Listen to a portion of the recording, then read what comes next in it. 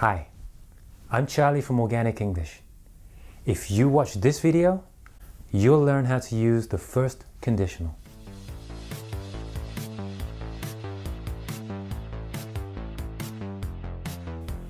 Hi, my name's Charlie. Welcome to Organic English. I'm here to help you become more fluent in English. Take a look in the description below. I'll put a link to a transcript. You can download that for free and you can use it to help you follow along with this lesson.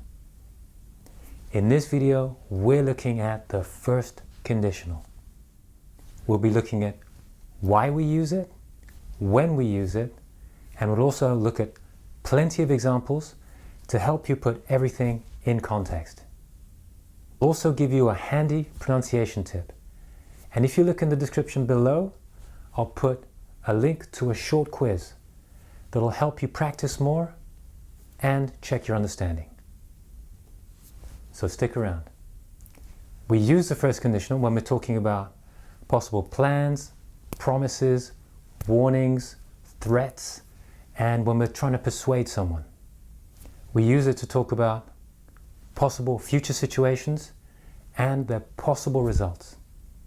The first conditional is made of two parts. The first part of the sentence is the if clause, and the second part of the sentence is the results clause. If you watch this video, you'll learn how to use the first conditional. The first part describes a possible future situation, and it's made up of if plus the present simple.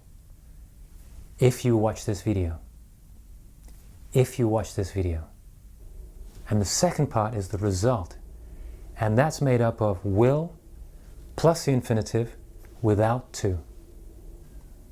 You will learn how to use the first conditional. You will learn how to use the first conditional. If you watch this video, you will learn how to use the first conditional. Here are some more examples. If it's sunny tomorrow, I'll go to the beach. If I go to Paris next month for work, I'll visit the Eiffel Tower. If I have time, I'll help you. If you touch that wire, you'll get an electric shock. We can also flip it around so the result part is at the beginning of the sentence and the if part is at the end of the sentence. Like this. I'll visit the Eiffel Tower if I go to Paris for work next month. I'll help you if I have time. You'll get an electric shock if you touch that wire. Notice in this case, we don't need a comma between the two parts of the sentence. So that's the first conditional. If plus the present simple and will plus the infinitive without to.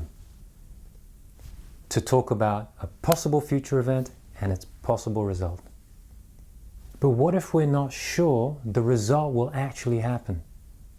In this case, we can use a modal verb, may, might, or could, instead of will. Like this.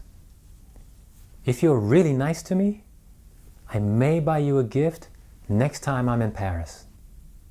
If they train a little harder, they might win the championship. If he doesn't do his work, he could get fired. Now for that pronunciation tip I promised you. If you watch this video, you will learn how to use the first conditional. You will can be shortened to you'll. You'll. If you watch this video, you'll learn how to use the first conditional. You will learn, you'll learn. So here's a top tip for remembering how to use the first conditional. You only need one will, and it's never in the if part. Here's a wrong example. If it will rain, we will cancel the trip. If it will, we will. Two wills. That can't be right. The correct version: if it rains, we will cancel the trip. Or, if it rains, we'll cancel the trip. In the first conditional, there's only one will, and it's never in the if part. So that's the first conditional. We use it to talk about a possible situation in the future and its results. Great job. Well done.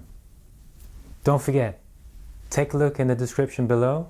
There will be a transcript and a link to a quiz that will help you practice a little bit more and check your understanding.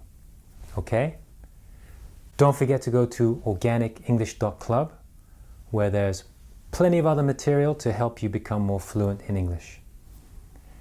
Please also subscribe to my newsletter. Subscribers will get cheat sheets, mini lessons, and video updates direct to their inbox. Thank you very much for watching. Now go out and practice your English.